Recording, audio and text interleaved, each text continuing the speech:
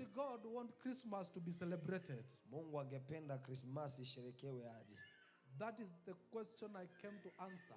Hilo ndilo swali nilikuja kujibu. Therefore, if you are writing and you are plugging in online, Basi kama unaandika na unaanganika nasi mtandaoni, please write how to celebrate Christmas God's way. Daliandika jinsi ya kusherehekea Krismasi namna ya Mungu. I know you are wondering why I'm not saying Happy New Year as well. Najua unashangaa kwa nini sisemi mwaka mwema. But that is what God told me. How to celebrate Christmas God's way. Hicho ndicho Bwana alichonambia, jinsi ya kusherehekea Krismasi kiungo. Can I go deeper? Naweza ingia ndani. Look. Angalia. Romans chapter number 12 verse 2 says, Warumi 12 mstari wa 2 unasema, and do not be conformed to this world, wala msifuatishe namna ya dunia hii, but be transformed by the renewing of your mind, bali mgeuzwe kwa kufanywa upya nia zenu, that you may prove pate kujua what is that good. hakika mapenzi. Tell your neighbor that good. Mwambie hakika. That you may prove that acceptable.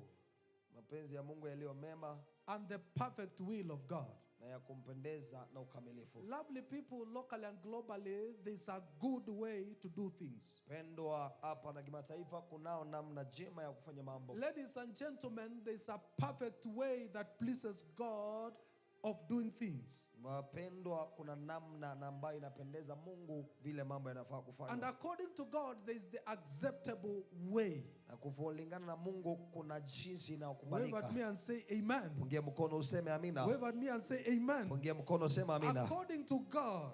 Kulingana na Mungu. Not according to the world. Si kulingana na dunia. Not according to the patterns of people. Si kulingana na mpangilio ya watu. There is the good way of doing things. Na jinsi jema ya kufanya mambo. There is the acceptable way of doing things. Na jinsi inayokubalika ya kufanya and mambo. there is the perfect will of God. Na kuna mapenzi hakika ya Bwana. And that is what I will be doing today. Na hicho ndicho nitakuwa nafanya leo. Some of you may never have heard this sermon ever in your life. Wengine wenu huenda hamjasikia ili ubiri tena katika maisha yenu. And it will be a transformation of your life. Na litakubadilisha kwa maisha yenu. You will help your children. Utasaidia watoto wako. You will help your family. Utasaidia familia yako. You will help your people. Utasaidia watu wako. To celebrate Christmas. Kusherehekea Krismasi. God's way. Kwa namna ya Mungu. I am saying God's way. Nasema namna ya Mungu. Not your village way. Si namna ya kijiji yako. Not your father's way. Si namna ya babako. Not your husband's way. Si namna ya mmeo. God's way. Namna ya Mungu. Clap to God and say amen. Pigia Mungu makofi sema amina. Hallelujah. Hallelujah. Look.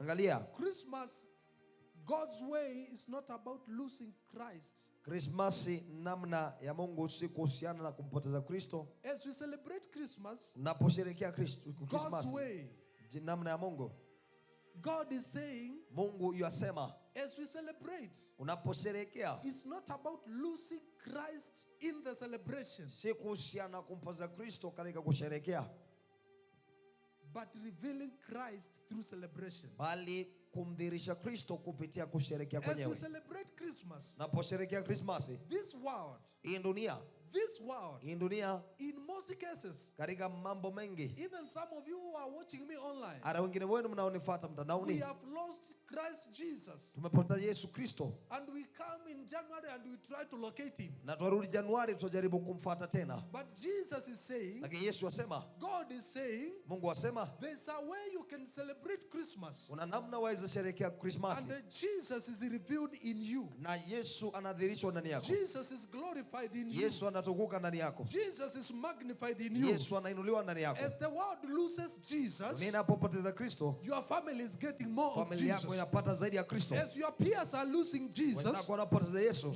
yourself you are getting more wewe Jesus. unaendelea kupata Yesu zaidi. How many desire Jesus? I want to never lose you. Ngapo anasema Yesu sitaki I want kupoteza. to know you deeper in this Christmas. Kujua ndani zaidi katika Krismasi. Hallelujah. Hallelujah. How many are saying, na wangapi wanasema, Jesus, Yesu, I want to have you closer. Ningependa kuwa nawe karibu This Christmas. hii Krismasi. Amen. Amina. Tell your neighbor, this is the God's way to celebrate Christmas. Hii ndio namna ya Mungu ya kusherehekea Krismasi. Not losing Christ Jesus, si kumpata Kristo in the celebration, katika kusherehekea, but getting more of him, bali kupata zaidi yake. Hallelujah. Hallelujah. You can get more of God in Christmas. Waweza pata zaidi ya Mungu katika Krismasi. And your life is transformed permanently. Maisha yako yangeuzwa kudumu. And your love for God is made more perfect. Na upendo wako kwa Mungu unafanywa kuwa mro zaidi. How many believe what I'm saying? Hapo naamini tena sema. And that is why I'm asking, how can I celebrate Jesus, celebrate Christmas the Lord's way? Ndio maana nauliza jinsi ya kumsherehekea Mungu namna ya Mungu. Point number 1. Jambo la kwanza, celebrate Christmas by honoring the gift of Jesus Christ. Sherehekea Krismasi kwa kuheshimu karma ya Yesu Kristo. Write that one. Please write that one. Andika hilo. Celebrate Christmas Sherehekea Krismasi by honoring the gift of Jesus Christ. kwa kuheshimu zawadi ya Yesu Kristo. Hallelujah. Hallelujah. Christmas is not first about gifts. Krismasi si kuhusiana tu na zawadi tu. Hallelujah. Hallelujah. It's about accepting what God has given. Ni kuhusiana na kubali chenye Mungu ashapeana. We are in a world that is saying Christmas is about buying the best things in the malls. Tuko katika ulimwengu ambao unasema Krismasi ni kuhusiana kununua vitu murwa zaidi katika maduka za kuuza. Have you met those people Umekutana na watu kweli who are wiping their accounts bao wana toa kila kitu kwa akaunti to try to buy something even for their children? kujaribu kununua kitu kwa ajili ya watoto wao? Jesus is saying, Yesu anasema, number 1, la kwanza, to celebrate Christmas God's way kusherehekea Krismasi namna ya Mungu is to honor the gift of Jesus Christ. ni kuheshimu zawadi ya Yesu Kristo. And this is where I met God telling me in John chapter number 3 verse 16. Na hapa ndipo nikutana na Mungu akiniambia Yohana 3:16. For God so loved the world Ana jinsi hii Mungu aliupenda that he ulimwengu gave his only begotten son. akamtoa mwanawe wa pekee. Somebody say God gave. Mtu aseme Mungu alimtoa. Somebody say God gave. Mtu aseme Mungu alipeana. That whoever believes in him Ndiposa yeyote amwaminie will not perish asipotee but will have everlasting life. bali awe na uzima wa milele. As we enter Christmas, Tuingiapo Krismasi, already there is a gift that is coming. tayari kuna zawadi zaja. And this is a superior gift. Na hizi ni zawadi A juu ya juu gift zaidi. from God. Zawadi toka kwa How Mungu. many believe Jesus is a gift from God? Hapa wanaamini Yesu ni zawadi toka kwa Mungu. Amen. Amina. Therefore, as you celebrate Christmas, Kwa basi unaposherehekea Krismasi, take a moment and tell God, chukua fursa waambie Bwana, thank you for Jesus. asante kwa ajili ya Yesu. Is your gift for me. Ni zawadi yako kwangu. Is our sound okay? Sauti yetu iko sawa kweli? Is our sound okay? Sauti yetu iko sawa kweli? I want to teach. Ningependa kufunza. As you celebrate Christmas, Unaposherehekea Krismasi, go to one corner as they eat the chapati, enda pande moja wanapokula chapati zao. as they dismantle the goats. Wanapoendelea kuchinja mbuzi, Go to one corner and say, God, enda pande moja na useme I Mungu, thank you for Jesus. na kushukuru kwa ajili ya Yesu. I am alive because of Jesus. Nayo Hawaii kwa ajili ya I will Yesu. not perish because of Jesus. Sitaangamia kwa sababu ya Yesu. I have eternal life because of Jesus. Nina uzima wa milele kwa sababu ya Yesu. Jesus said, Yesu alisema the enemy comes to steal, to kill, and destroy. kwamba adui yuhaja kuiba, kuua na kuharibu, But I've come that you may have life, bali nimekuja huwe na uzima and life more abundantly. na uzima wa milele. Somebody under the sound of my voice, hear me. Mtu aliye chini ya sauti yangu anisikie. Jesus is a gift that will give you life. Yesu ni zawadi ambayo itakupa uhai. Jesus is a gift that will give you everything life. Yesu ni zawadi itakayopea kila kitu chako Celebrate uhai. Jesus as a gift Sherehekea today. Yesu Kristo kama zawadi kwako. Celebrate Jesus in the name of Sherehekea Jesus. Yesu kwa jina la Yesu. Hallelujah. Hallelujah. If Christ is not honored in Christmas, Kama Yesu aheshimiki katika Krismasi, if Christ is not received on Christmas, kama Yesu apokelewi Krismasi, Christmas loses its meaning. Krismasi yapoteza maana yake. Amen. Believe what I'm saying. Ngapi wanaamini tena sema? And therefore, take a moment, dear ladies and Na gentlemen. hivyo basi chukua fursa wanawake kwa wapendwa kwa Reflect on the wanaume. cross of Christ. Na uangalie msalaba wa Kristo. Do not be distracted. Kitu chochote kisikusumbue. Reflect on the doings of Christ Jesus. Angalia matendo ya Yesu Kristo. Don't see only how he was born. Usione jinsi tu alizaliwa. Look at his cross and see what he said, it is finished. Angalia msalabani pake na uone nini alisema kimeisha. Your pain is finished. Uchungu wako umeisha. Your curse is finished. Laana yako imeisha. Your blessings are written and assured. Baraka zako zimeandikwa na zimedhihirishwa. Come with me. Jonami, The moment he said it is finished, naposema imekwisha, he said, anasema in other words, kwa maneno mengine, it is not that you are you will be blessed. Si eti kuwa utabarikiwa. By my dying, you are blessed. Kwa kufa kwangu umebarikiwa. It is not by my stripes you are healed. Si kwa mapigo yangu utaponywa. You are already healed by my stripes. Ushaponywa kwa pigo zangu. It's not that I have good plans for you in the future. Si kwa sababu nina mpango mema kwa My plans for ajili you in yako. the future are finished. Mipango yangu kwa hatima yako Walk into ishatimia. your plans and your blessings that I have already released. Amen. Amen. I'm speaking very deep things. I am saying, dear ladies and gentlemen, Nasema wapendwa kwa wanaume. when he said it is finished, Anaposema imeisha. he said it is no longer a prophecy. Anasema si utabiri tu. It is prophecy manifest. Ni utabiri umedhihirika. You are walking in the manifestation of the written oracles Unatembea katika udhihirisho wa andiko. of the prophets under the law of Moses. Za manabii na amri za Musa. And even the Psalms, Abakate Na hata Labasikita. Zaburi za Daudi. Your blessings are with you. Baraka zako zinawe. Your favor is with you. Kibali chako kinawe. As long as you acknowledge Jesus. Japokuwa unamtambua Yesu. Somebody clap to God and say, I am blessed. Tuwapigie Mungu makofi na sema I am nimebarikiwa. favored. Nina kibali. I can never be cursed. Siwezi laaniwa. I am elect of God. Nimeteuliwa na I Bwana. am living in my now Naishi katika sasa because yangu. of Kwa Jesus. sababu ya Yesu. Jesus, I thank you. Yesu nakushukuru. Somebody shout amen. Tuwaseme amina. When Jesus is born Wakati Yesu anazaliwa and he dies, na anakufa. he says it is finished. Anasema imekwisha. To say that you will not be rich. Maanisha hautakuwa tajiri. You are rich in me. Tayari wewe ni tajiri ndani yangu. Receive the finished work of the cross. Pokea mambo yaliyokwisha And ya those are the msalaba. reflections we need to make. Na ndio mambo tunafaa kuangalia. I am not going to be an overcomer. Sitaenda kuwa mshindi. I am an overcomer through Christ Tayari Jesus. mimi mshindi kupitia Yesu Kristo. I am a wonder and a sign and a Mimi ni miracle. onyesho, muujiza na Clap to dhihirisho. God and say amen. Pigia Mungu makofi na useme I amina. said clap to God and say amen. Nimesema pigia Mungu makofi na useme amina. Thank God intentionally Shukuru Mungu kwa kutaka for good health. kwa ajili ya afya njema. Thank God intentionally Shukuru Mungu kwa kutaka for that beautiful wife.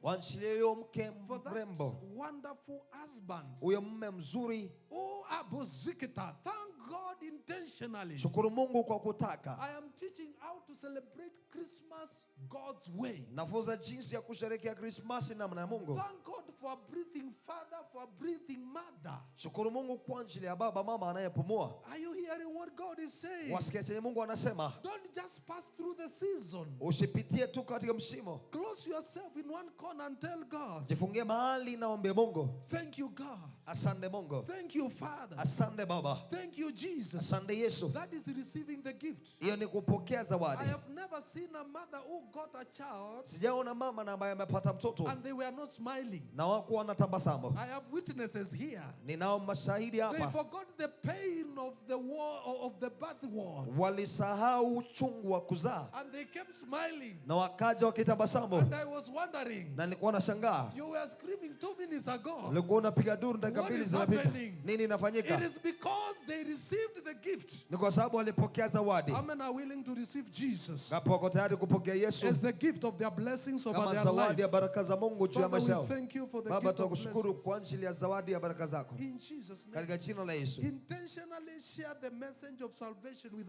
others. Kwa kutaka eleza ujumbe wa wokovu na wengine. Intentionally tell your mother, your mommy, God sustained me in Nairobi.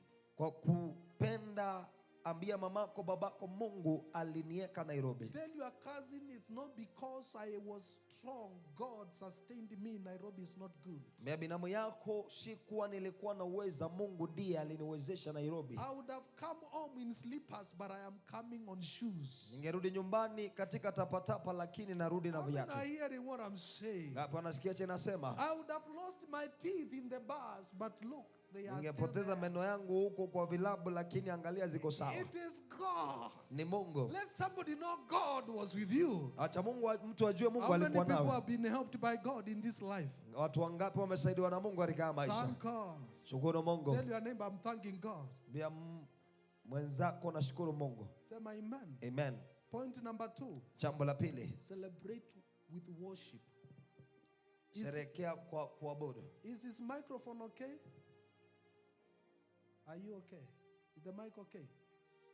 Okay, good. Can I preach alone today at least so that I flow? You have been preaching, you have been praying in the morning. But how many people understand some English mixed with Swahili? Ngapo naelewa Kiingereza kikiwa kimechanganywa na Kiswahili. Can I speak some English or we continue? Apostle, you better fix his mic or we switch. Do we continue or we continue? Continue. Thank you. All right, good. Point number 2. Jambo la pili. Say what you want it to be. Sema. Hallelujah. Hallelujah. Sema vile unataka ikue. Hallelujah. Hallelujah. He's our international interpreter. You better give him an applause. Amen. Amen. Amen. Amen. Amen. Until you are happy, we are not moving. Amen. Amen. I'm good. You are happy. Good. Point number 2. Jambo la pili. Celebrate with worship, not just festivities. Sherehekea kwa kuabudu si tu kwa boga. Amen. Amina. Celebrate Christmas God's way by celebrating with worship. Sherehekea Krismasi namna ya Mungu kwa kusherehekea kwa kuabudu. Not just festivities. Si kwa tu katika maboga. Amen. Amina. I know the chicken will be suffering. Najua kuku wataona moto. I know unga ya ngano will be mekataleba.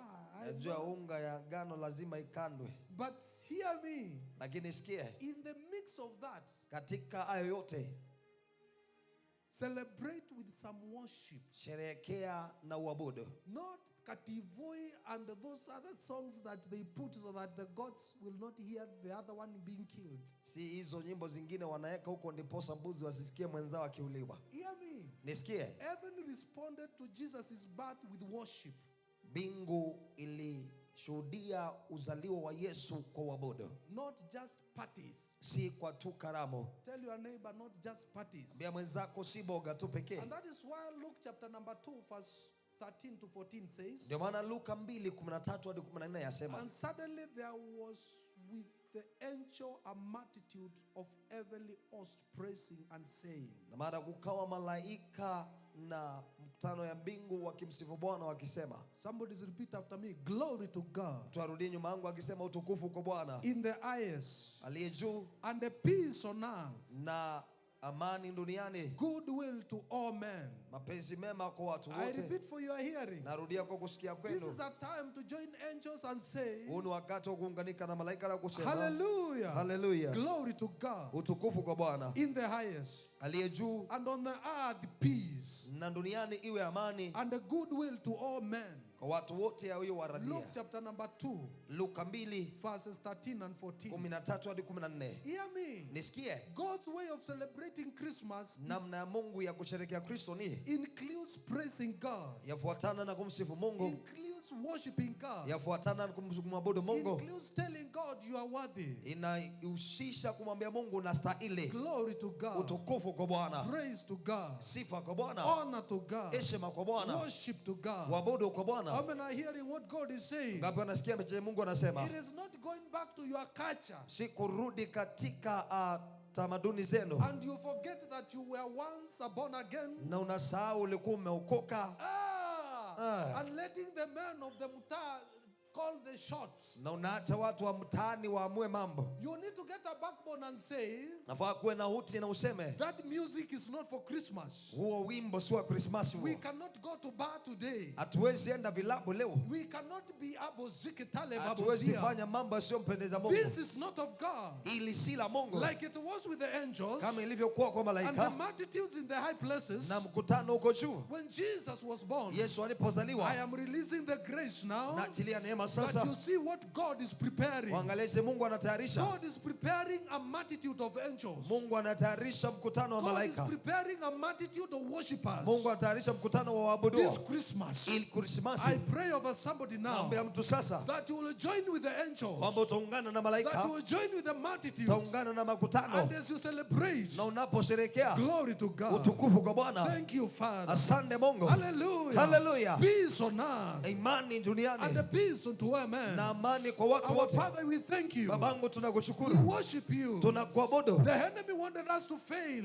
Adui alitaka but we tuanguke, are still here. lakini tunaendelea. This is the doing of the Lord. Haya ni mapenzi ya And Mungu. you take the chapati, Na unachukua chapati, you take the mukimo, unachukua nyama, you chew 2 scoops, unatafuna mbili, and you tell na God, unaambia Mungu, like the angels, kama malaika I glorify you. na kutukuza, Like the angels, kama malaika I praise you. na kusifu, Like the kama angels, malaika I worship you. na kuabudu. Clap to God and say Pigia Mungu makofi amen. na useme amina. Clap to God and Pigia say Mungu makofi na amen. useme amina. Amen. Amina. Look, Angalia, don't forget yourself. usijisahau. Angels are waiting you to back them up Malaika wanakungoja unganike nao to celebrate Christmas kusherehekea Krismasi God's way. namna ya Mungu. Glory to God. Utukufu kwa Bwana. Spend time with worship Chukua ama kuwa na wakati katika uabudu together with your family. pamoja na familia yako. Tell them Waambie God has brought us up to Christmas. Mungu ametufikisha Krismasi. We need to just have a thankful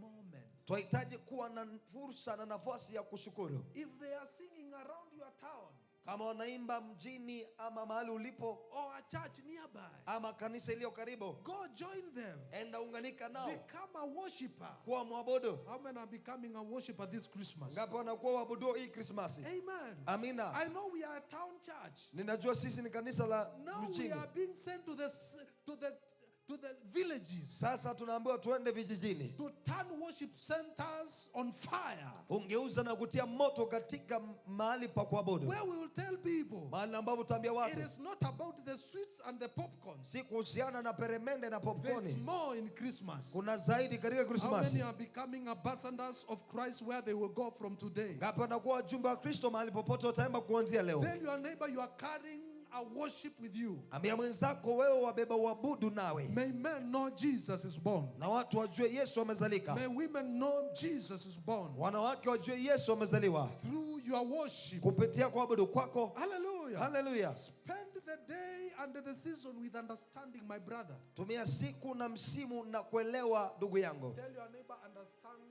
Christmas. Ambia mwenzako kuelewa Krismasi ni nini. Spend the season with expectation. Tumia msimu kwa matarajio. Not a routine. Si tu kwa sababu inakuanga. Tell your neighbor it's not a routine. Ambia mwenzako si jambo tu la kawaida. How many believe God is changing our mindset now? Ngapi wanaamini Mungu anabadilisha kuelewa kwetu sasa. It's not another Christmas. Si Krismasi ingine tu. We are entering Christmas on a revelation. Tunaingia Krismasi katika ufunuo. As you dress, Unapovaa, my dressing is worship. kuabudu kwangu, kuvaa kwangu ni uabudu. As I go to the towns, Napoenda mijini, I am going as a worshiper. naenda kama mwabudu. How many are getting helped? Ngapi wanasaidika? Nobody will lose their teeth in this Christmas Hakuna mtu atapoteza meno yake katika hii Krismasi. because we will walk as Kwa worshippers. sababu tutatembea kama waabuduo. Nobody will lose their salvation this Christmas Hakuna mtu atapoteza wokovu wake hii because Krismasi. we are going out as Kwa worshippers. sababu tunatoka kama waabuduo. Nobody will play around with sexual immorality this Christmas Hakuna mtu atafanya mambo ya mapenzi katika hii Krismasi. because this time we are worshippers, Kwa sababu hii wakati sisi ni waabuduo. the elect of God. Wateule wa Mungu. All meetings are meetings orchestrated by God for us to worship Him. Mikutano yote ni mikutano imetengenezwa na Mungu ndiposa tumwabudu. Can I go deeper? Naweza ingia ndani. Clap to God and say amen. Pigia Mungu makofi useme amina. Tell your neighbor, say Pia amen. mwenzako aseme amina. Shout a big amen. Sema amina kubwa. Number 3, Jambo la tatu, celebrate with obedience and surrender. sherehekea kwa kutii na kujiachilia. Tell your neighbor, Christmas God's way. Pia mwenzako Krismasi namna ya Mungu. Please write this, my dear one. Andika hili wapendwa, Celebrate with obedience and surrender. sherehekea kwa kutii na kujiachilia. Watoto wadogo andikeni, celebrate Christmas with obedience and surrender. Little children write kusherehekea Krismasi kwa kutii na kujiachilia. Mary, the mother of Jesus. Maria mama ya Yesu. I'm saying Mary, the mother of Jesus, Sema Maria mama yake Yesu. did not argue with the angel. Hakuwa na mazungumzo mengi na Did yule not malaika. argue with God's plan. Hakuwa kinyume na mapenzi ya Mungu. But she surrendered to God Bali alijiachilia mbele za Bwana. and said in Luke number 1 verse 38. Na akasema Luka 1:38. Then Mary said, Na Maria akasema, beyond the maidservant of the Lord. Tazama mimi ni mjakazi wa Bwana, let it be according to your will. na iwe kwangu kama ulivyosema. Let it be to me according to your word. Na iwe kwangu kama ulivyosema. And the angel departed from her. Kisha malaika akaondoka akaenda zake. I'm speaking very deep things, my dear friends. Na mambo mazito sana wapendwa. God is pleased when Christmas is a moment we submit to God's will. Yesu anafurahia wakati Krismasi ni fursa tunachachilia mbele za Bwana. Not only the excitement, Si tu furaha, but we say, bali tunasema you have invested good health in me, I surrender to your will. umewekeza afya njema ndani yangu, najiachilia kwa mapenzi yako. Look, Angalia. God is glorified when we take a moment in Christmas and recommit our lives to God. Mungu anatukuka wakati tunachukua fursa katika Krismasi na tunaachilia maisha yetu kwake. Say yes to God's instructions. Sema ndio kwa amri za Mungu. Say yes to what He's telling you to do. Sema ndio kwa kile na ambacho anakuambia utende. Say no to what He's telling you not to do. Sema hapana kwa kile na ambacho anakuambia usitende. You hear what I'm saying? Wasikia tena nasema? I know they will be celebrating around you and bringing beer around you. Ninajua atakuwa wanasherehekea karibu nawe na wanaleta vileo karibu nawe. Or they bring some things you don't eat. Ama wanaleta vitu na ambazo uli. Because you are the elect of God. Kwa sababu wewe ni mteule wa Mungu. Some of them will also give you gifts that you Wengine wao watakupea zawadi na ambazo hazikupendezi. God is telling you ahead of time. Mungu anakuambia mbeleni. Recommit your life to God and say no to some things and yes to those things that glorify God. Yapeane maisha yako kwake na useme hapana kwa mambo fulani na ndio kwa yale ambayo yanampendeza. What I'm simply saying, ninasema kwa wazi, this Christmas hii Krismasi and the Christmases to come, na Krismasi zijazo, let Christ reign in our lives. na Kristo aendelee kutamalaki kwa maisha yetu. Let him not just visit. Asitembee tu. You see, look. Angalia. We are in a generation that wants Jesus to always visit. Tuko katika kizazi ambacho kinataka Yesu awe mtembezi tu. Especially when they are in need. Wakati wana mahitaji. Especially when the child has no school fees. Asa wakati watoto wana karo. Mungu njoo. God just come. Especially when the wife has an issue. Asa wakati bibi ana mambo. Come. Mungu tafadhali njoo. Especially when the husband has an issue. Asa wakati mume ana shida. But Jesus is saying, lakini Yesu anasema, on this Christmas, katika hii Krismasi, and the days to follow, na siku zijazo, tell God, come and reign. ambia Yesu njoo tamalaki.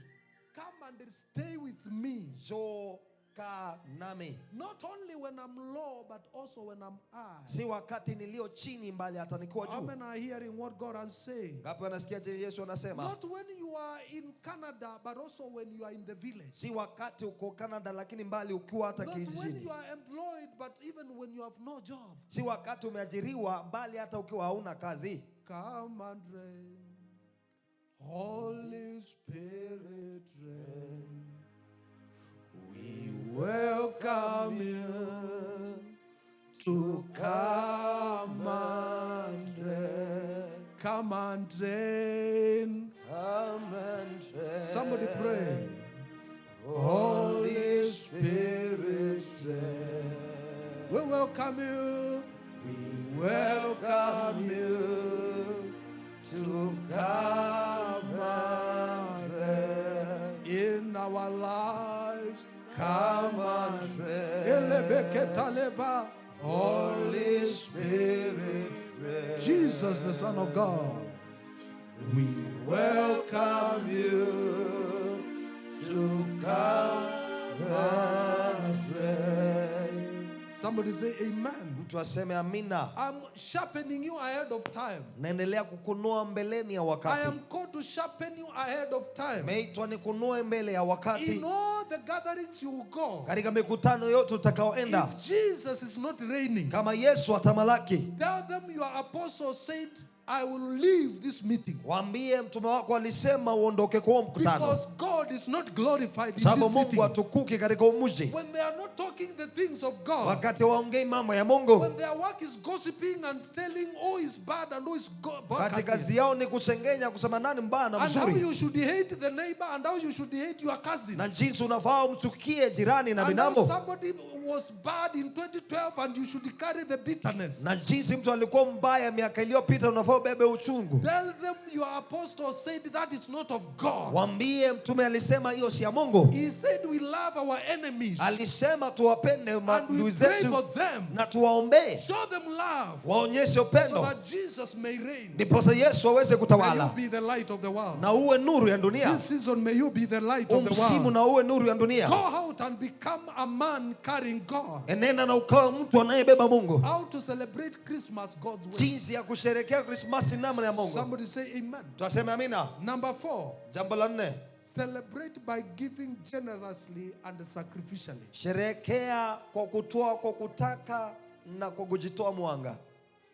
God's celebration included giving his best. Kusherehekea kwa Mungu kulihusisha kutoa yake iliyokuwa nzuri. Look what is 2 Corinthians chapter number 9 verse 7. Angalia jinsi wa Korintho wa pili na 9:7 inasema. So let each one of you give as he purposes in his heart. Basi kila mmoja wenu atoe anavyokusudia katika moyo wake. Not grudgingly. Si kwa kunungunika.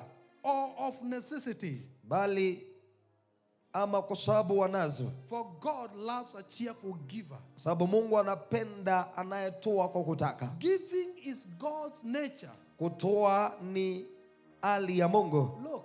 Angalia. Look. You guys, look. This season is a season of giving generously.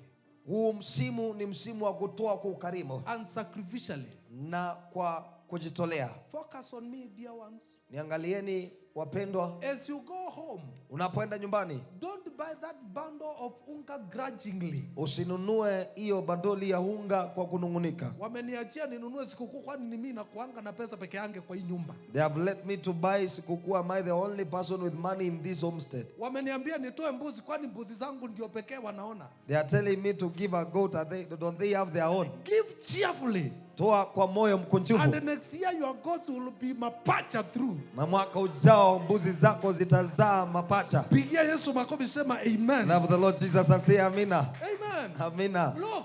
Angalia. If you are buying your mama shoes, kama unanunulia mamako viatu, don't tell your sisters contribute. Usiambie wale mmezaliwa pamoja ni lazima mtoe kitu. Let everybody show love. Kila mtu aonyeshe upendo. We are in a very funny generation. Tuwaria kizazi cha kushangaza. Well, if you want to buy your father suit. Mahali ambapo kama unataka kununulia babako suti. Or your mama leso. Ama mamako kikoi. You go to the WhatsApp of the family. We want to buy shoes. Unaenda mtandao wa mkutano wa familia unasema lazima tununulie mama viatu. Kila mtu atoe. Kila mtu achange na atachanga hii. May that spirit be defeated right now, right here. Hiyo roho na ishindwe sasa hivi sasa hapa. Clap to God and say amen. Pigia Mungu makofi useme amina. Hakuna kutoa kuku na unangangana. There is no giving out your chicken and you are struggling with it. Hii jogoo yangu ndio ya mbegu. This my jogo is the one. Tell your neighbor umeonekana ahead of time. Ambia mwenzako you have been seen. Give cheerfully. Toa kwa kutaka. Generously. Kwa ukarimu. And sacrificially. Na kwa kujitolea. Let the children not see you discriminating them. Watoto wasione unawabagua. At this is my cousin's child, so unasema huyu ni mtoto wa binamu yangu. Wewe shika chapu moja ile ya mwisho. Unampea chapu moja ama kasoda kadogo wengine kubwa. Guys, I'm sending you to the family. Na watuma kwa familia. You have been in town since January. Mmekuwa katika mji tangia Januari. God told me to tell you. Mungu aliniambia niwaambie. We got to go and manifest the gospel we have been preaching on this lazima tuende tudhihirishe injili na ambayo tumekuwa tukihubiri kwa haya madhabahu. How many are hearing what God is saying? Ngapi nasikia tena Mungu anasema? Sema amen. Say amina. If you are buying shoes for your kids at home. Kama unanunulia viatu watoto wako nyumbani. And your sister or your brother has a child at home. Na dada yako ama kaka yako na mtoto nyumbani. And you are sure very well you can afford a shoe for that cousin of your children. Na una hakika unaweza mnunulia huyo mtoto aliye nyumbani viatu. Buy shoes for all kids. Nunulia viatu watoto wote. It's not okay when your kids are bouncing with those ones and the other kids are looking, ai, kiatu yake inawaka. Si vema wakati watoto wako wana viatu virembo na mpya na wengine hawana. Kiatu yake inawaka. They are like these shoes are And yet you can glittery. afford a shoe for your neighbor's child. Na hivyo basi waweza hata mnunulia mtoto wa jirani kiatu. When are hearing what the Spirit of God is saying? Ngapi wanasikia cha Roho wa Bwana anasema? Pigia Yesu makofi sema Now the amen. Lord Jesus and say amina. Look, Angalia. Christians, we need to teach each other freely and truly. Wakristo tunahitaji kufunzana kwa bure na haki. You must never be a reservoir of God's blessings. Haufai kuwa wekezi wa baraka za Mungu. You must be a channel. Lazima uwe chombo na ambacho Mungu anatumia kupeana. I repeat for your hearing. Narudia kwa kusikia kwenu. We will all leave this world Tutaondoka kwa ulimwengu siku moja. the same way we came. Jinsi tulivyokuja. If Jesus tarries, Kama Yesu atagoja. question, Swali. every blessing that he brought your way, Kila baraka aliyokuletea wewe, did you keep it? ulijiwekea Like a dam. kama What a dam? damu. Ipo. Pigia Yesu makofi mwambie, never be a reservoir for my neighbor. Clap the Lord Jesus, naambie mwenzako usiwahi jiwekea kila Let kitu. God find someone who channels blessings. Mungu na apate mtu na ambaye anasambaza baraka. And I have told you the secret to be rich. Na nimekuambia siri ya kuwa tajiri. Become a channel. Kuwa msambazaji. I'm not saying you give everything to people and Sisemi uchukue kila kitu upeane ubaki you hivyo. leave your family struggling. Na ubakishe familia yako ikingangana. Even that small thing you give your children, the children of your neighbor, they will never forget you the whole 2026. Hata kwa kitu kadogo naopea watoto wa jirani yako hata kusahau mwaka wote. Anko alininunulia shati. Unasema mjomba alininunulia Anti alininunulia shati. Anti alininunulia shati. And that it was just 100 bob. Wao ulikuwa unaona tu hiyo ni kitu ya 100. But the child 2026 will never forget you. Lakini huyo mtoto hatakusahau. Amen want to be remembered forever. Ngapi angependa kukumbukwa milele? Be a cheerful giver. Kwa mtoaji wa kupenda. Somebody say amen. Tunasema amina. God is a giver. Mungu ni mtoaji. Amen believe God is a giver. Ngapi wanaamini Mungu hutoa? He gave you even the breath you have now. Alikupa hata pumzi ulionao sasa. He gave you the maskwembe you have now, the muscles. Alikupa misuli ulionao sasa. He gave you the beauty you have. Alikupa urembo utanashati And ulionao. he's about to surprise you with more. Na kukaribia kukushangaza na As mengi. you become a channel. Uendeleapo kuwa kitu cha kusambaza. I'm raising givers in this ministry. Nainua watoaji katika hii huduma. I'm raising givers in this church. Na kuza watoaji katika hii huduma. I am raising givers in this church. Na kuza watoaji katika hili kanisa. Who will give until God says this man is a Wao giver. watatoa hadi Mungu aseme huyu jamaa They should anatoa. never lack. Hawafai kukosa. Somebody say amen. Mtu aseme amina. I have told you the secret for your next breakthrough. Nimekuambia siri ya upenyo wako ujao. Just find someone this Christmas to bless. Tafuta mtu hii Christmas umbariki. I'm not saying that they don't have. Sisemi hawana. But give a gift to someone. Bali pia mtu zawadi. And if you can give to Christ Jesus himself. Na kama unaweza mpa Yesu Kristo mwenyewe. This ministry needs more. Hii huduma inahitaji zaidi. And we are representing Christ Jesus. Na tuamwakilisha Yesu Kristo. Send him something for the furtherance of his kingdom. Tumie kitu kwa ajili ya uenezo wa ufalme wake. In Jesus name. Kwa jina la Yesu. What I'm simply saying. Anasema kuwazi. Give to the needy around you. Wape walio na hitaji karibu nawe. Support the work of the gospel. Simama na kazi ya injili. Give in love. Toa kwa upendo. Give love also. Toa upendo pia. Give forgiveness. Toa usameo. Give time. Toa muda. Not only money. Si pesa tu. Tell your neighbor you are getting cheated. Ambia mwenzako unadanganyika. Not only money. Si pesa pekee. Give people love. Wape watu upendo. Amen. Amina. That mama who doesn't want to see you. Huyo mama ambaye hataki kukuona. Go to their house and tell them, nimekuja kusalimia. Enda kwa nyumba yao na uambie I've just come to say hi. Watu wengine wameanza kukaa ngumu. Nimesema hivi. I'm saying this one. Give love. Toa upendo. Huyo mtu akuongeleshangi this Christmas. That person that doesn't speak to you Christmas. Go to them and tell them how has been 2025. Enda ukaona waulize huu mwaka umekuaje kwako. Amen. Amina. I came to invite you to my house. We eat the little we have. Nilikuja kukaribisha kwa nyumba yangu tule pamoja. And when they accept to come, Na wakikubali kuja, serve them the best part of the chicken.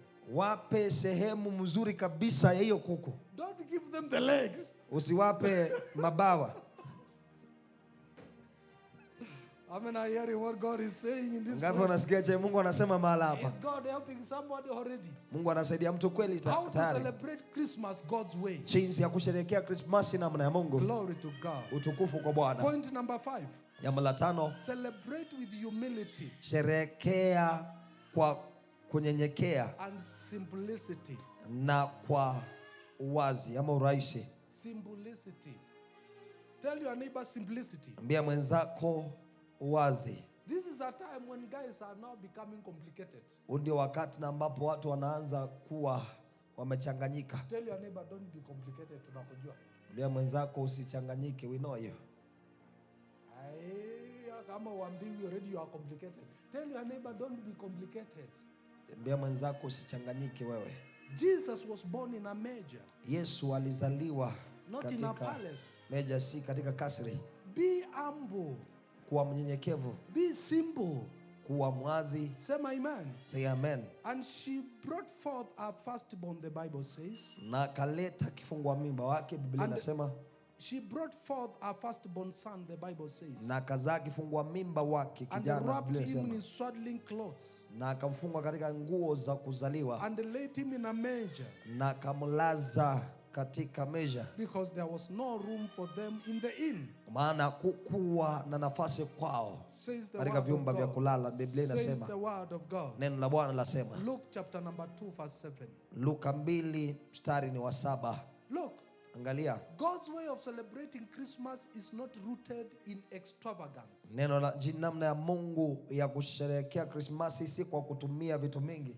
You are about to see people complicated and very extravagant. Ukaribia kuona watu wakiwa wamechanganyika na wakitumia vingi sana. Already the memes have started going out for January. Sasa tayari memes zimeanza kutoka za Januari. Tafuna yote January inakuja. Use all January is on the way. Another one is saying, another one is saying,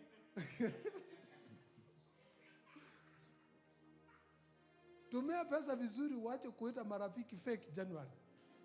Na ingine nasema use money well so that you will not say marafiki ni badia Januari ikifika. Tell your neighbor you are not fake. Bia mwenzako wewe si badia. Nitatumia pesa yangu vizuri. I will spend my money well. I'm not trying to hear what God is saying. Ngapo anajaribu kusikia cha Mungu anasema. If you have been earning, okay, if you have saved just enough to sustain you in a normal cloth, wacha kwenda kununua suit in Christmas ndio utokeleze. Kama pesa umeweka inatosha tu kununua kanguo ka kawaida, wacha kwenda kununua nguo za pesa mingi ndiposa uheshimike. Tell a lady next to you, don't spend everything. Bia mtu aliye karibu nao usitumie kila kitu wewe. Makeup 10k. Anunua vipondozi vya 10,000. Nywele ya 25. Nywele 25,000. Unanunua kiatu ya hewa. Nunua kiatu ya kupaa huko juu.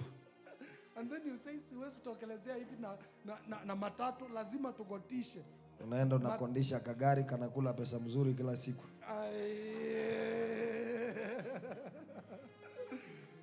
Be simple. Kuwa tu mrahisi. Am I helping someone?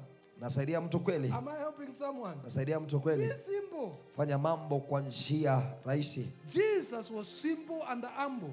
Yesu alifanya mambo kwa urahisi na alikuwa mnyenyekevu. Wacha kupea bwana wako pressure ama mke wako pressure. Wacha kuleta msukumo mwingi on your husband or your wife. This Christmas lazima nionje chai ya Hilton. Hii Christmas lazima niende Serena. Atituma 15,000 na uongeze zingine 25. Tunapeleka mami swimming. Telling them I want to take my mother to the beach. Oje imupeleka the whole year unataka akazame. Okay,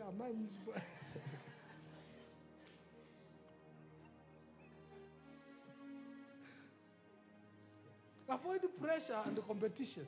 Ondokea misukumo na kushindana. Tell your neighbor avoid pressure and competition. Bia mwenzako ondokea misukumo mwingi na shindana. Kama uambii mtu, are you trying to tell them waende tu? If you are not telling somebody, Tell your unajaribu neighbor, kuambia waende. avoid pressure Bia mwenzako ondokea misukumo and the competition. na kushindana. Choose simplicity of a wastage. Chagua kufanya mambo kwa njia rahisi badala ya kuharibifu. Ati unataka kufanya shopping ndio ukitokelezea hivi. You want to do shopping so that when you appear, Watu wa Ndudhi waseme party leo iko kwa fulani. boda people say boga ni kwako hiyo And they siku. start saying, vile nimeona mabando zimepita kwa hiyo nyumba. Naanza kusema jinsi nimeona unga zinaingia Na huko. familia ni ya watu 10. And Yaani the bando family has 5. just 6 people. Na hamuna chama. Am I helping someone? Nasaidia mtu kweli. Don't do excess. Usifanye mambo yapite kiasi. How to celebrate Christmas God's way? Jinsi ya kusherehekea Christmas namna ya Mungu. Focus on spiritual richness. Angalia mambo ama kukua kiroho. Write that one. Andika hilo. Focus on spiritual richness. Ama uelekeze umakinifu wako kwa mambo ya kukua kiroho. Let somebody know you love them. Wacha mtu ajue unampenda. Let somebody know that you have forgiven them. Wacha mtu ajue umemsamehe. Let your uncle know you mind them. Wacha mjomba wako ajue unamjali. Buy a child something little. Nunulia mtoto kitu kidogo. If you have a goat, don't let it be wasted. Call some people to celebrate together with you. Kama unayo mbuzi usiwache ingangana na iharibike. By Ita your watu mle cheerful pamoja. sharing, you are preaching Jesus. Kwa kupeana kwa moyo mkunjufu unaendelea kumhubiri Yesu. Ama hujaona watu wanachinja mbuzi? Have you ever, or you have never seen people slaughtering a goat? They eat day 1, day 2, wanalemewa. Nakula siku ya kwanza, ya pili inawashinda. Day ya 3 ikianza kutoa harufu ndio unasema ai toka na brother kwa around, enda uite brother tukusaidiane hii kitu. The third day wakati karibu inaanza kuoza, wanasema sasa majirani jioni tuwapee kanyama. Huwezi itia watu kitu imeanza kuoza. Be born again. You cannot call for people something that is going bad. Okoka. Ambia jirani yako, I'm talking to you. Tell your friend, naongea nawe. Sema amen. Amina. Ati watoto wameanza kutapika, wameshiba sana, sasa wacha tuite wa neighbor. Children have started vomiting because of eating excess. You say now, tuite wajirani wakuje. Celebrating Christmas God's way. Kusherehekea Christmas namna ya Mungu. Is God helping someone? Mungu anasaidia mtu kweli. Is God helping someone? Mungu anasaidia mtu kweli. Hakuna kupea mtu leftover. You are There is calling no them. giving someone mabaki. You will call them, you eat from fresh together. Point number 6. Jambo la 6. Celebrate by proclaiming the good news. Sherehekea kwa kutangaza injili ama habari njema. Look, my dear ones. Angalia wapendwa, Please don't be distracted. tafadhali kitu chochote I'm teaching very kisiwasumbue. deep things in a very light way. Nafunza mambo mazito katika njia ya rahisi. You see, an apostolic grace goes down to the people. Unaona neema ya utume huwa inashuka kufikia watu. So that you teach them, by the time they notice they were being told a lot of truth, they have already observed, gotten everything. Ndiposo wafunze kwa wakati wanajua waliambiwa ukweli mwingi, wao wamepata kila kitu. Look, Angalia, celebrate by proclaiming the good news. sherehekea kwa kueneza injili njema. We have power of social media. Tuna uweza ama mamlaka katika mtandao. Instead of posting you slaughtering the sheep and the goat, Badala ya kuweka picha mtandaoni za kuchinja mbuzi na kondoo, find a good fast tafuta mstari mwema, and post online eka hapo kwa mtandao. that tells people celebrate God's way. Unaambia watu sherehekea namna ya Mungu. Glory to God. Utukufu kwa Bwana. Christmas is an evangelistic season. Krismasi ni msimu wa uinjilisti. Amen. Amina. Look, Angalia, those old days when we were in the village, hizo nyakati za kale tulipokuwa kijijini, when I was coming up as a child of God, alipokuwa anakuwa kama mtoto wa Mungu, every Christmas we had a crusade kila Krismasi kulikuwa na mkutano wa hadhara in the village. katika kijiji. I don't know many things. Sijui mambo mengi, I don't know your village. sijui kijiji chenu, But I pray in the name of Jesus lakini naomba kwa jina la Yesu that everybody will know that this is an evangelistic season. kwamba kila mtu atajua huu ni msimu wa injilisti. Why? Kwa nini? Luke chapter number 2 verse 10 to 11 says so. Luka 2 kuanzia mstari wa 10 hadi 11 yasema, The angel said to them, malaika akawaambia, do not be afraid, msiongope, but beyond, kwa maana I bring you good tidings of great joy, which will be to all people. Mimi ninawaletea habari njema ya furaha kuu itakayokuwa watu wote. For there is born to you this day Maana leo katika kijiji cha Daudi amezaliwa, in this city of David a Savior, amezaliwa kwa ajili yenu Mwokozi, who is Christ the Lord. ndiye Kristo Bwana. Amen. Amina. God's way of celebrating Christmas includes telling others about Jesus. Namna ya Mungu ya kusherehekea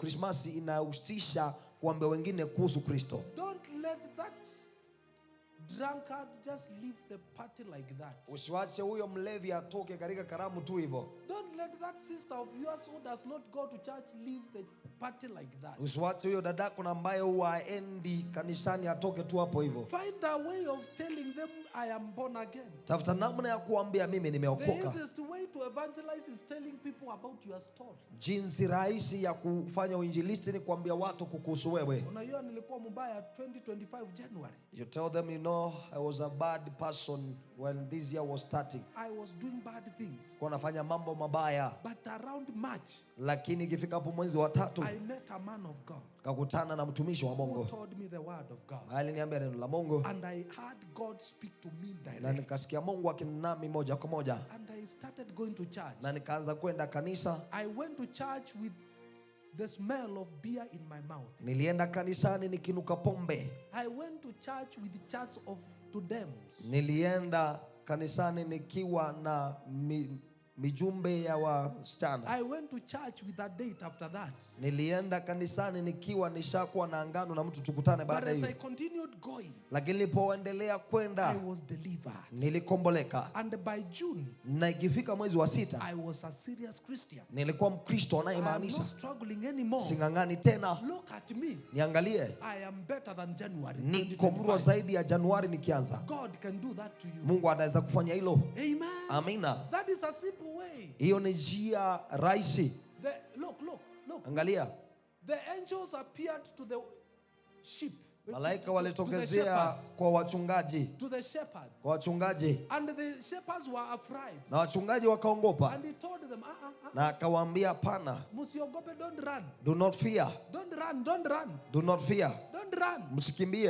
I have brought you good news. Nimewaletea habari njema. Today, Leo hii. in the city of David, Katika mji wa Daudi. there has been born a savior. Kumezaliwa mkombozi. He will be a blessing to all people. Atakuwa baraka kwa watu wote. And he's a son of God. Naye ni mwana wa Mungu. Evangelism in Christmas. Uinjilisti katika Krismasi. Tell that cousin, Ambia huyo binamo, boss, I was mwanaume kukuliko. nilikuwa mwanaume than you. Unakaa hivi tu kwa sababu uko mtaani. You just like this because you are in the village. Hujapatana na life. You have not met with maisha kwa kweli. Ukiendelea hivi, When you continue this way, utafika kwa kakona uinue mikono. you will reach a point and you lift up your I hands. am a testimony. Mimi ni shuhuda. Nilikuwa mang'aa. I was arrogant. Nilikuwa nakimbia huku na huku. I was running up and down. But saa hii nimetulia. Lakini saa hii I've been settled. Heri utulie mapema kabla hujagongwa na hii locomotive ya maisha. It's better to be settled early before the locomotive of life hits you. How many are hearing what God is saying? Ngapi wanasikia chenye Mungu anasema? Tell your neighbor you don't need to lose all your money ndio uokoke. Mbia mwenzako uhitaji upoteze kila kitu ulicho nacho diposa you You decide don't to need get to born again. lose your wife ndio uokoke. Tell your friend uhitaji kupoteza bibi yako diposa You don't uokoke. need to lose your husband ndio uokoke. Tell your friend you don't need to lose your husband ndio you get born again. Tulia kuwa mnyenyekevu. Relax and be humble. Hii maisha ni mwalimu. This life is a teacher. Hii maisha ni mbingwa. This life is a winner. Nilikuwa mbaya kuliko wewe. I was even worse than you, Lakini nimetulia. but I've been settled by God. Tell your neighbor you can share that testimony and somebody says what is happening. Mbia mwenzako unaweza toa hiyo shuhuda na mtu ulize nini inafanyika huko. We used to do bad things with you. Now you are coming and telling me nitulie, kwani umeona nini? Tulikuwa tunafanya mambo mbaya na wewe you are telling me to relax. What have you seen? Are you hearing what I'm saying? Wasikia chenye nasema? You are opening the eyes of somebody. Unafungua macho ya mtu. Kwani huyu jamaa ameona nini mbele? What has this man seen? What is happening? What is Nini happening? inafanyika? Nini inafanyika? What is happening? Nini inafanyika? And they will tell you, Na watakwambia what must we do? tufanyeje? You will tell them, Utawaambia you may be outside the country, waweza kuwa mko nje nchi but fear God. lakini muogope You Mungu. may be in the village, Unaweza kuwa kijijini but fear God. lakini mche Mungu. You may be a billionaire, millionaire, Unaweza kuwa milionea, but bilionea, get born again. lakini okoka. Because mahali nilifika, Sababu where I reached, nilitafunwa na maisha. I was beaten by life. Niliokoka cha nguvu. I got born again Usingoje by force. uokoke cha nguvu. Usingoje you get born again How by many are force. hearing what God is saying? Ngapi wanasikia cha Mungu anasema? Amen. Amina. Mama, tell your fellow mamas. Mama, ambia mama mwenzako, Usingoje utavunwa na maisha mpaka umeanza kukaa hivi.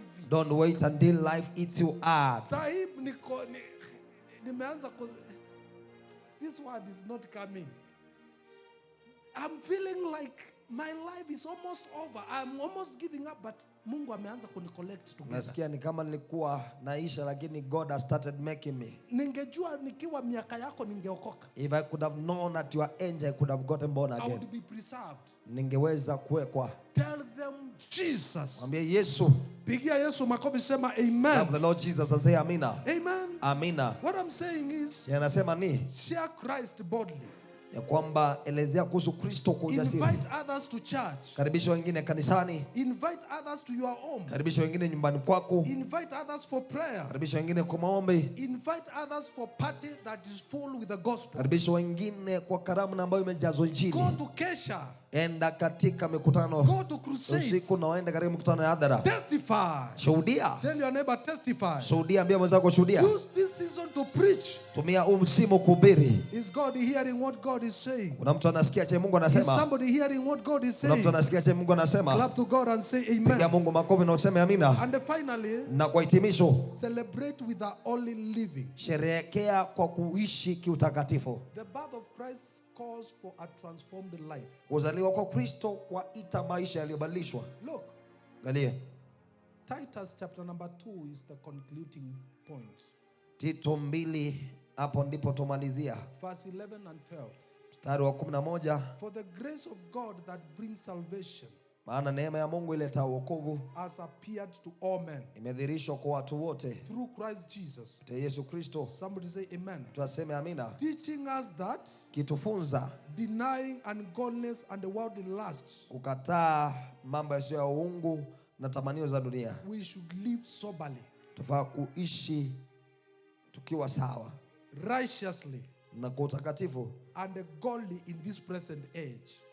katika ulimwengu huu wa sasa. Celebrate with holy living this Christmas. Sherehekea kwa kuishi kiutakatifu hii Krismasi. Tell your neighbor, live soberly. Mbele mwenzako ishi kwa kuelewa. Unajua kuna watu wanajipoteanga. Kuna watu wanajisahau. There are people who forget themselves. Siwezi vaa hivi na nikae kwa kataoni kama hii. I cannot wear Now like you are this in the and stay village. in this town. Wache nikate gari niende mbali. Let me Mahali get a sionekani. vehicle and go far. Ukifika huko shetani anakungojea because they don't know you. When you go there, the devil is waiting for you kwa sababu hawakujui. I'm talking things that I've seen with my eyes. Na nina mambo ambayo nimeona na macho yangu. You see them dress very well and they are in the local town. Naona wamevaa vizuri na wako kijijini. But in the evening, instead of going home, Ni jioni badala ya kwenda nyumbani, they are going to a far town. unaenda kwa kijiji kingine. Live soberly. Ishi maisha. Siwezi maliza hii siku na masaa 12. I cannot finish this day with 12 hours. Hii lazima niingie usiku kidogo. I must enter into the night a bit. Na wewe ni kasichana, And you are a little girl. ama wewe ni mama, Or you are a ama woman. wewe ni mke wa mtu, ama wewe ni bwana wa mtu. Or someone's wife or husband. Hii lazima nigonge saa 6 usiku. This one before midnight I cannot go home. Am I talking to someone? Naongea na mtu kweli? Hii siwezi maliza hii. Hii suti yangu iwezi ona mwangaza peke yake, lazima ionje giza. This my suit cannot only be worn Hii in the nywele night. yangu hivi lazima ionje giza. My hair must meet Tell your with neighbor, darkness. God is warning you early. Mbea mwenzako Mungu anakutahadhari Live mapema. soberly. Ishi maisha Hii ya elewa. kagari nimenunua sasa. This vehicle I bought now. Haiwezi rudi kwangu before saa 2 usiku. And not go back home before night. Look, Angalia, God is warning us ahead of time. Mungu anatutahadhari mbele ya muda. Somebody say, Father, in the name of Jesus, Tuseme Baba kwa jina la Yesu, help me to live soberly in nisaidie Christmas. kuishi vyema katika Krismasi. Help me to be sober. Nisaidie kuishi maisha I mazuri. said, help me to be sober. Nimesema nisaidie niwe sawa. Help me to be righteous Nisaidie niwe na haki and to fear God. na kukuogopa. Somebody say amen. Mtu aseme amina. I said somebody say amen. Sema mtu aseme amina. God's way of celebrating Christmas is seen in how we live after Namna ya December Mungu. 2020, December 25th. Namna ya Mungu ya kusherehekea Christmas inaonekana kwa jinsi tunaishi baada ya tarehe 25 za Disemba. Dear ones, Christ got to be the center of our family. Wapendwa, Kristo lazima awe ndiye katikati ya familia zetu. As I conclude, Napomalizia, Christ got to be the center of your thinking. lazima Kristo awe ndiye lengo kuu la kufikiria kwako. Look, Angalia, thinking. kufikiria. Jesus got to be there. Yesu lazima awe pale. Unajua tunaweza kuwa tunadhania uko mnyenyekevu mzuri, lakini hapa You know, might be thinking that you are so humble and good, but in here, hata ndoto unaota ukikunywa task. you are even dreaming taking vodka. Unaota ukirusha wasichana hivi. You are dreaming jumping up and down with girls. God is warning you ahead of time. Mungu anakuonya ama anakutahadhari beleni. Some dreams are here to show us who we are. Ndoto zingine zaja kutudhihirisha sisi ni akina nani. May God be the center of the celebration. Na Mungu awe ndiye lengo kuu la kusherehekea kwetu. I repeat again. Narudia tena. Christmas, God's way is not about losing Christ in the celebration, Christmas namna ya Mungu si kuhusiana na kumpoteza Kristo ndani ya but revealing Christ through the celebration. bali kumdhihirisha Kristo ndani ya kusherehekea. Somebody who is about to go and celebrate Christmas God's way, stand on your feet. Tuna ambaye ya kukaribia kwenda kusherehekea Christmas namna ya Mungu, asimame kwa miguu yake In the name of Jesus. kwa jina la Yesu. My time is up, Muda wangu umeisha, but God has helped someone. lakini Mungu amesaidia mtu. How many have been helped by now?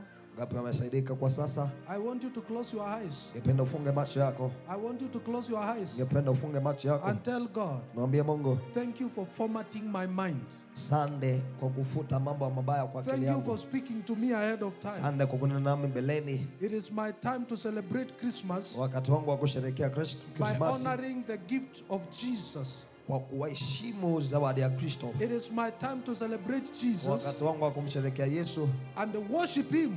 na kumwabudu. Not just about celebrating festivities. Si kuhusiana tu na kuwa na karamu. It is my time to celebrate Christmas Ni wakati wangu wa kusherehekea Krismasi by telling God, kwa kuambia Mungu, let your will be done upon my mapenzi life yako yatimie juu ya maisha from yangu now going forward. kuanzia sasa kuendelea. I surrender my life. Naachilia maisha yangu. Father, I thank you. Baba, nakushukuru. It is time to tell Jesus, Wakati wa kuambia Yesu, I want to give. ningependa kutoa, I want to be generous. ningependa kuwa mkarimu, I want to sacrificially give ningependa kutoa kwa kujitolea to those around you wale walio karibu nami and to your kingdom. na ufalme wako. I want to celebrate Ningependa kusherehekea with humility kwa unyenyekevu and simplicity. na uraishi. I will not come here in January Sitarudi hapa Januari as a prayer item. kama maombi. Somebody pray. Tuombe, omba. You are not coming back to Nairobi as a prayer item. Au tarudi Nairobi kama kitu cha kuombea. Throw your hands up and tell God, Na mikono yako juu, mwambie Bwana, I will be humble, nitakuwa I will mnyenyekevu, be simple. nitakuwa mraishi, I will proclaim Jesus in this season, nitatangaza Yesu katika msimu, and I will live a holy living, na nitaishi maisha matakatifu, whether I'm alone or with people. niwe peke ama katikati ya My watu. dear ones, God is here already. Wapendwa, Mungu yu hapa tayari. Close your eyes and tell God, Funga macho yako, mwambie Bwana, go with me enda nami into the festive season. katika msimu wa kusherehekea. I will not lose Jesus Sitampoteza Yesu in this celebration, katika hii hali ya but I kusherehekea, will glorify Him. bali nitamtukuza. Are you hearing what God is saying? Wasikia chenye Yesu anasema? Somebody say, in the name of Jesus, Tunasema kwa jina la Yesu, I fight every temptations. napigana na kila majaribu. I fight every temptations. Napigana na kila majaribu. If you are near somebody, please Kama ukaribu mtu na mtu, tafadhali tell them, pray. waambie omba. The enemy has desired to shift you like wheat, Adui ametamani kukusaga kama ngano, but I am praying for you. lakini nakuombea. Father, in the name of Jesus. Baba, kwa jina la Yesu. Father, in the name of Baba, Jesus. kwa jina la Yesu, Help us to celebrate Christmas tusaidie tusherehekee Krismasi the Lord's way. namna ya Mungu, And the name of Jesus. na kwa jina la Yesu Pray that your family will not start doing things that are not of God. Ombea familia yako isifanye mambo ambayo si ya Mungu. Ati lazima tumwage kitu magukawa kunywe. That is, must pour something, must do libations. Somebody get capacity to be the light of the world. Tuapate uwezo wa kuwa nuru ya dunia. Throw your hands up and say, Na mikono juu na useme, I am getting boldness napata ujasiri to declare the Jesus I wa carry. kutangaza Yesu naye beba. Rekalaba antole Parato la babozikita. brakosia teperadia. Male bazoko tolo Imprenekosia babozaya. telebegedebu. Zikitale babozikita. Le parala bazombrele Throw your dedai. hands up and tell Nua God, mikono yako juu na my mwambie Bwana, husband will not backslide. mume wangu ataanguka, My wife will not backslide. mke wangu atarudi My nyuma, marriage will be stronger ndoa in this yangu season. itakuwa na nguvu zaidi katika msimu. In the name of Katika Jesus. jina la I Yesu, will not die sitakufa on road accidents katika ajali za barabara in this season. katika msimu. In the name of Katika Jesus. jina la Yesu, Makatale Arolo babozikita. bozandele I begadai. release the grace now Naachilia neema sasa to become ya a kuwa person who will celebrate tuna ambaye atasherehekea the Lord's way. katika namna ya Mungu. Wisdom is coming over Hekima somebody. inakuja juu ya mtu, Wisdom is coming hekima now. inashuka juu ya mtu, Wisdom is coming hekima now. inashuka. You will not stress yourself Utajitia stress comparing yourself with other people. ukijaribu You will kujianganisha na not watu stress your wengine. wife, your husband. Utampa mkeo stress na mmeo Trying to compare yourself. ukijaribu kujilinganisha. Who is praying? Who is Nani praying? anaomba? Nani anaomba? Who is praying? Who is Nani praying? anaomba? Nani anaomba? Lekalaba anto. Paralaba zombrele bedai. Throw your hands up and tell God, Nua mikono yako juu na mwambie I Bwana, surrender my life to you, naachilia maisha yangu kwako, that you may use me this ndiposa season. nitumie msimu. Thank you for helping Asante me. kwa kunisaidia, Thank you for helping me asante kwa kunisaidia to know how to celebrate nijue jinsi ya kusherehekea the Lord's way. namna ya Mungu. This season, Huu msimu I am better. niko zaidi, I'm wiser. niko na hekima zaidi, I will not be miserable. sitakuwa kwa mahali pabaya, I am loved by God. napendwa na Mungu In Jesus' name. kwa jina la Yesu. Father, we thank you. Baba tunakushukuru, Father, I worship you. Baba nakuabudu In Jesus' name. kwa jina la Yesu.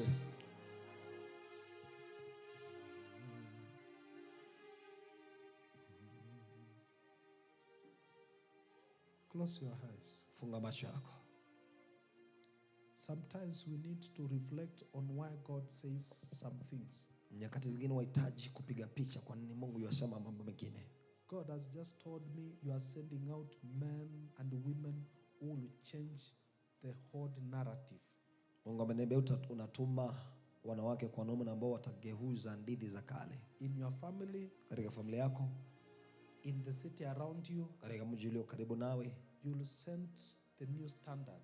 utatengeneza kiwango kipya. I pray that you hear what I'm saying. Naomba usikie chenye nasema. God is telling me you are sending out people who will rewrite the narrative about Christmas. Mungu ananiambia unatuma watu na ambao wataenda kuiandika hadithi kuhusu Kristo tena. Anyone hearing me, Kila mtu anayenisikia, your peers will come like they did in 2024 Christmas. wale na ambao mko katika miaka moja watakuja kama walivyokuja mwaka uliopita. But I'm sending you to change the story of Lakini Christmas. nakutuma ukabadilisha hadithi ya Christmas. How many are saying, God, you are speaking to me? Ngapi wanasema Mungu anena nami? I have a company waiting me. Ninao watu wanaoningoja, I have a family waiting for me. nao familia inayoningoja, But this time round, lakini wakati I am going as a man of God. naenda kama mtumishi wa Mungu, I am going as a woman of God. naenda kama mwanamke wa Close Mungu. your eyes. I know when God is already attending to people, Funga macho yako, anajua wakati Mungu anahudumia watu wake. I will not be bound by what they have set ahead of me. Sitafungwa na kile ambacho wameweka mbeleni, Because the enemy has already planned.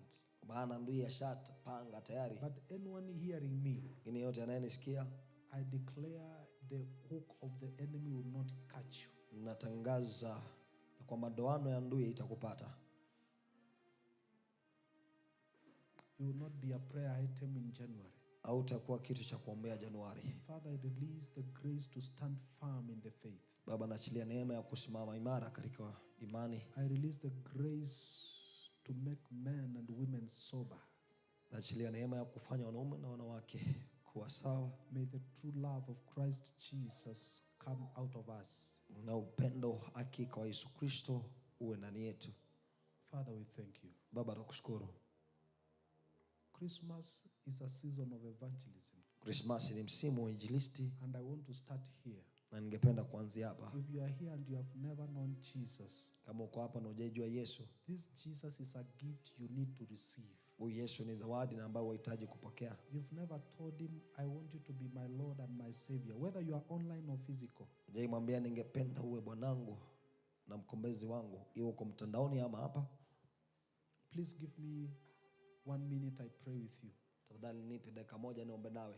Or you were once serious in the things of God and you backslid. Ama kuna wakati ulikuwa unafanya mambo ya Mungu kwa kumaanisha na ukarudi nyuma. And you are saying, I cannot go into Christmas this way. Na unasema siwezi enda Christmas namna hii. Servant of God, you are speaking to me. Mtumishi wanena nami. Throw your hand up. Inua mkono wako juu. I will pray with you. Taomba nawe. You are saying, man of God, Nasema mtumishi, my life got to change. maisha yangu lazima badilike. Throw your hand up. I will pray Inua with mkono you. wako juu, nitaomba nawe. If you are online, allow me to pray with you. Repeat after me. Say, Lord Jesus, Sema, Bwana Yesu, I give my life to you now. nayapeana maisha yangu kwako sasa. I surrender my life to you. Naachilia maisha yangu kwako. Wash me by the blood that you Nioshe. shed on Calvary. Na damu uliyomwaga Kalvari, Write my name now liandike jina langu sasa in the eternal Lamb's book of life. katika kitabu cha milele cha mwana kondoo. This day, Hii siku forgive me all the sins nisamee dhambi zote and remember them no more. na usizikumbuke tena. I say no to the devil. Nimesema hapana kwa ndui, shetani All his works. na kazi zake zote. I choose you, Jesus, Na kuchagua Yesu, the gift of Christmas zawadi ya Krismasi from God. kutoka kwa Mungu. Be my Lord, Kuwa Bwana wangu, be my Savior, kuwa mkombozi wangu, be my everything. kuwa kila kitu changu. Thank you for dying for me. Asante kwa kunifia, Thank you for resurrecting. asante kwa kufufuka, Thank you for being my Lord. asante kwa kuwa Bwana wangu. I receive you cheerfully. Na kupokea kwa furaha. This day, Hii siku I confess with my mouth, nakiri na kinywa changu, I'm born again nimeokoka and I am a child of God. na mimi ni mwana wa Mungu And I will never be the same again. na sitakuwa vile tena. My life Maisha yangu is in Christ. yako ndani ya Kristo. Thank you, Jesus, Asante Yesu for saving me. kwa kuniokoa. For in Jesus' name I'm born again. Maana kwa jina la Yesu nimeokoka. Amen. Amina. If you are inside the house Kama uko hapa ndani and you want me to pray for you about any sickness, any disease, any pain, or any matter, come quickly in front. ungependa nikuombee kuhusu hali yoyote ile, iwe ni ugonjwa ama ni jambo fulani, njoo mbele kwa haraka. You know the burden in your heart. Unajua uzito ulio katika moyo wako. You want to say, God, help me. Ungependa kusema Mungu nisaidie. I am here to help you Niko hapa nikusaidie through Christ Jesus. kupitia Yesu Kristo. Anyone? Kunaye yeyote? Anyone Kunaye yeyote? who is saying, pray for me or pray with me? Anasema omba nami. Okay. If there be no anyone, am I rushing? No, I'm not rushing. It's good. It's good to finish. Anyone who has a prayer item? Kunaye yeyote aliye na ombi yoyote ile? Okay, good. Finally, allow me to bless your Christmas. Okay? Kwa hitimisho niruhusu nibariki Christmas yenu. Amen. Amina. I declare in Jesus' name Natangaza kwa jina la Yesu that your Christmas will be glorious. kwamba Christmas yenu itajaa utukufu. This festive season, God's presence will overshadow you. Msimu wa karamu, uwepo wa Bwana utakuwa juu yako. Mungu atakubariki. God will be with you. Mungu atakuwa nawe. You will be protected. Utalindwa. You will be protected. Utalindwa. God will be glorified through you. Mungu atakukuka kupitia kwako. I declare God will be glorified through you. Natangaza Mungu atatukuka kupitia kwako. Those around you will see God through you. Wale walio karibu nao wataona Mungu You kupitia. are blessed to be in that family. Umebarikiwa kuwa katika hiyo familia. They will say we are blessed to have you. Wanasema tumebarikiwa kuwa nawe. I bless you are going home Nabariki kwenda kwako nyumbani, to be with your loved ones, kuwa na wapendo wako. and I bless you are coming back. Nabariki kurudi kwako. If you are going to be in town, Kama utaenda kuwa mjini, I bless every day of your life in this festive season. nabariki kila siku ya maisha yako katika huu msimu wa karamu. In the name of Jesus. Katika jina la Yesu. In Jesus' name. Katika jina la Yesu. I declare this festive season, Natangaza msimu, God Mungu of heaven wa mbingu will be with you. atakuwa nawe. You will not lack. hautakosa, You will not struggle. hautang'ang'ana, You will not be destitute. hautakuwa kwa hali mbaya. God will provide Mungu atakupa in Jesus' name. kwa jina la Yesu. You will enjoy Utafurahia the birth of Jesus kuzaliwa kwa Yesu and the new year. na mwaka mpya. And God will say, Na Mungu anasema, this is my son, huyu ni mwana wangu, this is my daughter. huyu ni mtoto You will wangu. prosper in all that you do. Utaendelea kwa chochote unachofanya Until we meet again in January, hadi tukutane tena Januari. the Lord will keep you. Mungu atakuwa nawe. Somebody say amen. Tuaseme amina. Throw your hands up. I want to declare the blessings to everyone. Niwa mikono yako juu na ningependa kutangaza baraka kwa kila mtu. May the Lord bless you and keep you. Na Mungu awabariki na waeke. If you receive them, say amen. Kama unapokea sema amina. May the Lord bless you and keep you. Mungu awabariki na waeke. May the Lord make his face to shine upon Mungu you. afanye uso wake ung'ae juu yenu. May the Lord be gracious to you. Mungu awe wa neema kwenu. May the Lord lift up his countenance upon you. Mungu ainue sura yake juu And in yenu. this festive season, Na katika huu muda wa karamu, may the Lord give you great peace, Mungu na awape amani kuu, victory, ushindi, joy, furaha and soberness na kuwa sawa to the glory of God. kwa utukufu wa Bwana. In Jesus' name, Kwa jina la Yesu. amen. Amina.